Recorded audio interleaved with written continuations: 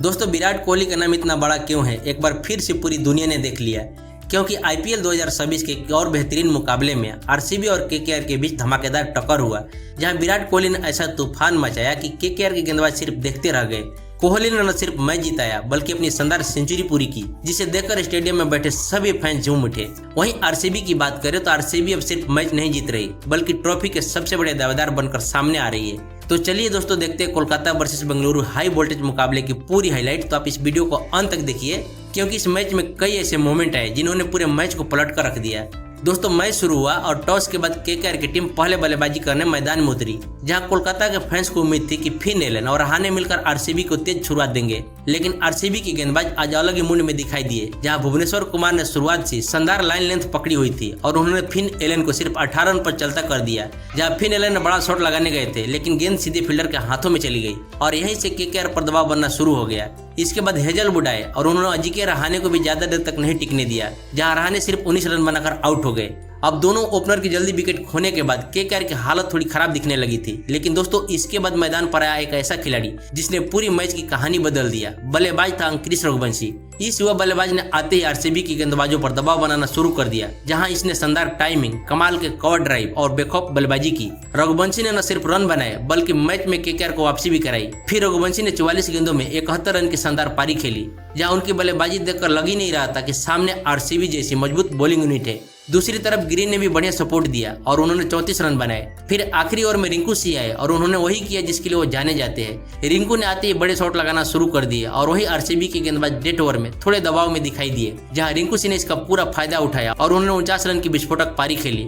इस शानदार पारी की बदौलत केकेआर ने 20 ओवर में 192 रन का बड़ा स्कोर खड़ा कर दिया।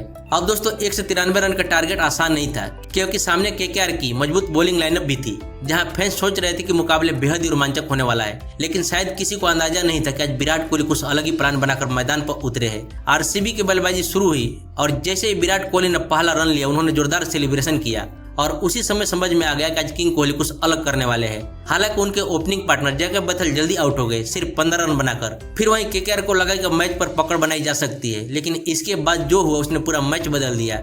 विराट कोहली और देवदत्त पडिक्कल ने मिलकर ऐसी साझेदारी कर दी जिसने केकेआर के गेंदबाजों की पूरी तरह से रणनीति बिगड़ गई। दोनों बल्लेबाज बहुत ही समझदारी से खेल रहे थे और फिर धीरे धीरे रन रेट आरसीबी के कंट्रोल में आने लगा और दोनों के बीच 92 रन की शानदार पार्टनरशिप हुई, जहां देवदत्त पडिक्कल ने 39 रन की महत्वपूर्ण पारी खेली। हालांकि इस दौरान केकेआर ने कई बड़ी गलतियां भी की।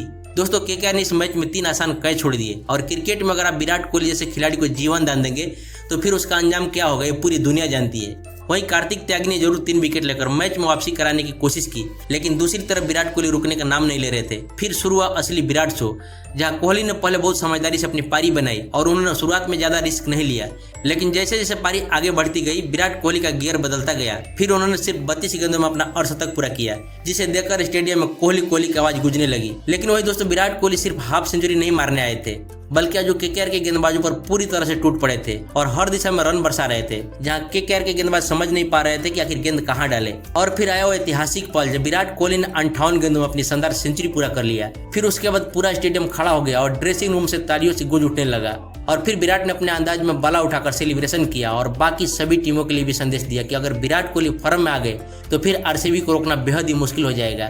विराट कोहली आखिर तक नाबाद रहते हुए 60 गेंदों में 105 रन की तूफानी पारी खेली और आरसीबी ने इसे बड़े लक्ष्य को शानदार अंदाज में हासिल कर लिया। वहीं इस जीत के साथ आरसीबी अब पॉइंट टेबल के टॉप पर पहुंच गई है और इसके साथ अब बाकी टीमों के लिए खतरे की घंटी बज चुकी है। तो दोस्तों आपको क्या लगता है, आरसीबी इस बार भी आईपीएल ट्रॉफी जीत पाएगी? अपनी राय कमेंट बॉक्स में जरूर बताएं। मिलते हैं अगली वीडियो में, तब तक के लिए धन्यवाद।